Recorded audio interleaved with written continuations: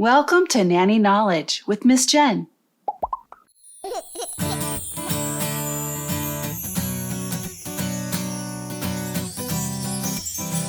Welcome mommies, daddies, nannies, and grannies. I invite you to subscribe to my channel so you can get updates and notifications whenever a new video is posted. Hit that notification bell, give me a thumbs up, leave me some comments down below. We're gonna dive right into talking about why you can't get your toddler to go poo on the potty. We're gonna be talking about poop, y'all. A majority of my consulting appointments are all about this. Why they can't get their kiddos to go poop on the toilet. Or even the small little toddler potty on the floor. As a nanny and a child caregiver for over 39 years, you can imagine I've potty trained a lot of kiddos. I urge you to take a look at my potty training video series, parts 1 through 5. You'll probably find a lot of tips and tricks in there that will help you with this. So in today's video, I'm going to cover some very important tips and tricks that you can implement during your potty training process to avoid those poo-poo problems. This is actually a pretty common issue. Most toddlers get the pee-pee part down pretty quickly, depending on the age, depending on their developmental stages. It's the poo part that always takes longer to learn and become comfortable with. Poo is the hard part. That's the hard part, the pooping. Another trick that might help your kiddo feel more secure on the toilet, this is of course when you're on the adult grown-up toilet, is to have them sit facing backwards on the toilet. They're facing the seat of the back of the toilet, facing the tank, and they might feel a little bit more secure up there. They might feel like they're facing something that they could hold and grasp onto if they slip or fall forward or they feel unstable. I've even had some luck with bringing some dry erase magic markers so that they can do a little bit of artwork on the back of the toilet. It cleans off easily, and it's a fun activity for them to do while they're sitting and facing backwards on the potty, waiting for something to come out. If you don't have dry erase markers, just tape a piece of paper up there and give them some crayons and let them do some potty art. Let them draw some pictures of flowers or rainbows or whatever. Just giving your little one time. Give them time to sit down and relax and let things move on their own instead of pushing and forcing it. Just let them relax. Let them take their time.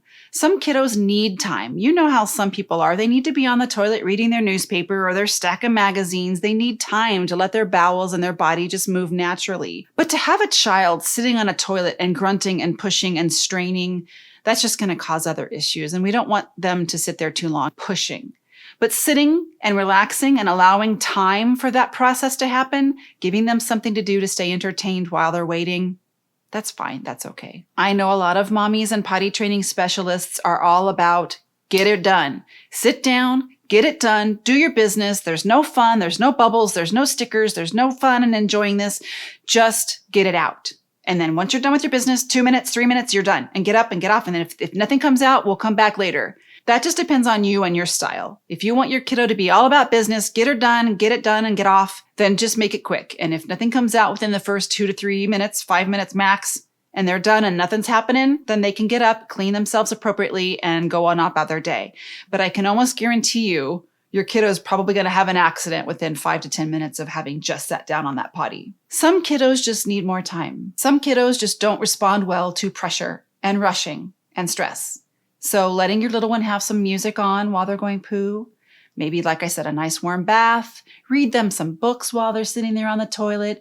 Maybe you can even be on your toilet right next to them, reading a book to them, and you're both going poop together. Whatever it takes to get your child to relax and understand that the potty process doesn't have to be a stressful, manic, crazed, urgent, rushed, hurried process. Just allowing your child more time to go potty will teach your kiddo that it's not always about rushing and panicking and stressed and manic and running to the bathroom and getting it into the toilet in time. These things take time. Allow your kiddo time. Give yourself some grace. Give your child some grace.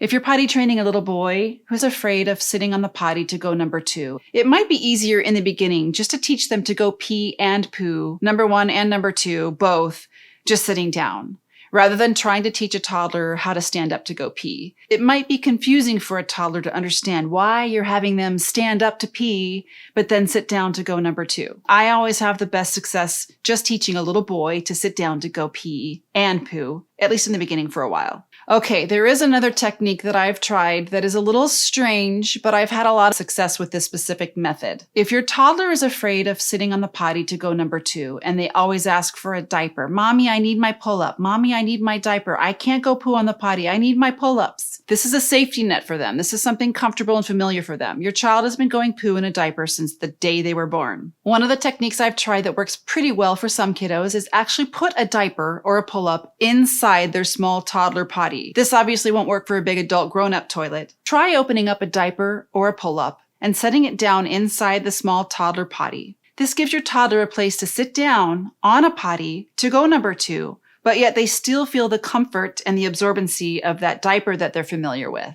It acts as a safety net for them. They feel like they're still going poo in a diaper or a pull-up. It still feels familiar and enclosed and cozy and snug. I've even had some success with setting a child on a small potty with their diaper on and just loosening up the fasteners on the side and just letting it kind of flap open for the first time or 2. And then day 3 or 4, maybe open it wider. And eventually you're opening it wider and wider to where then they don't even feel like it necessarily needs to be snug and taped up around their belly or on their waist, but rather just where their hiney is sitting and resting. This makes for an easy poo cleanup because it's already in the diaper and enclosed and you can just throw it away. But it's also teaching your child that sitting in that position, seated, folded with their legs, sitting, will be a comfortable position for them to sit and go poo, rather than squatting or laying down on their side or wherever they're normally used to going poo in their diaper. Sitting position with their knees up and their feet firmly planted on the floor. Again, praise those poop successes, praise those potty successes, lots of rewards, lots of accolades, lots of clapping and singing and praise. Do the pee-pee potty dance, do the happy poo-poo dance. If your child is shy or embarrassed or doesn't like too much attention brought to themselves, if you see their face getting pink and a little bit embarrassed that you're going overboard on the potty success celebration, then maybe the big hoopla and the potty party successes aren't necessary. You could give them a hug. Tell them how proud you are, kiss them on the cheek, do a nice little quick cleanup, and then go celebrate together, just the 2 of you. Go for a little bike ride, go to the park. Maybe they've had enough potty successes on their potty chart to earn a trip to the zoo with you or an ice cream cone or something special that they can earn and work their way up to. And hopefully that will inspire them to keep trying and keep at it and do their best for you and have those potty successes. The sooner you get on this with your kiddo, the sooner you're going to have that kiddo trained and out of diapers and not pooping all over the house. I have potty-trained kiddos who regressed so badly that they were 4 and 5 years old and still would not go poop on the potty. So we need to make these toileting habits and these toileting behaviors very comfortable. Practice getting your kiddo potty-trained out in public, at a public place where they're comfortable going, maybe in those family-style restrooms where it's just one family per stall or per room. Your kiddo's eventually going to need to go to school, preschool, daycare, high school.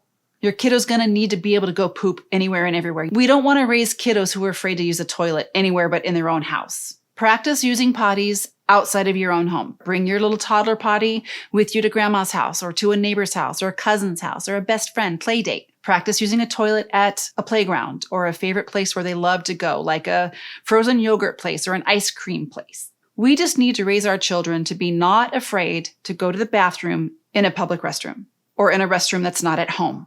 You know how it is when you have an urgent bathroom emergency. What do you do when you're not at home, in the luxury of the privacy of your own home? Being able to go to potty at church or at school or at the library, these are important steps. Most schools and preschools are going to require your child to be potty trained anyway. If your kiddo has not learned how to use a toilet at school, they're going to hold it all day. And these are things that can lead to medical issues like constipation, urinary tract infections, kidney infections, bladder infections, and could cause long-term medical issues throughout their life.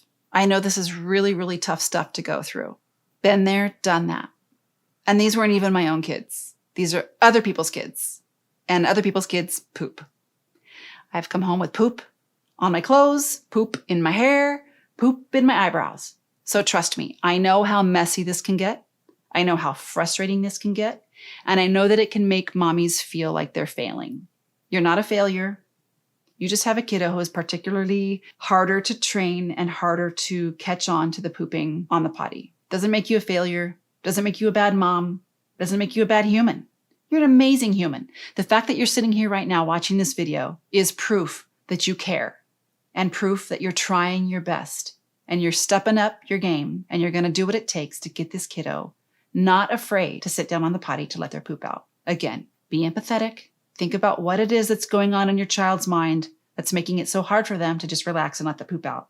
Think about your child's poops whenever you sit down on the toilet to go number 2 yourself.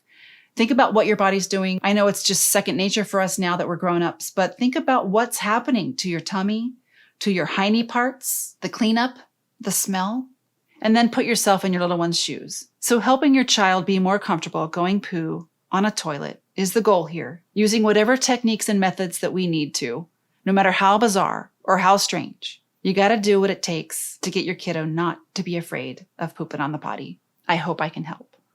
I hope you find this video helpful. Thanks for watching, everyone. This is the end of part 4. The link to all the other episodes are down below in the description. If you have any questions, please leave a comment. Thanks again. You can do this, mommies, with a little bit of patience, some compassion, and a lot of love. Thanks for joining Nanny Knowledge with Miss Jen. Don't forget to subscribe.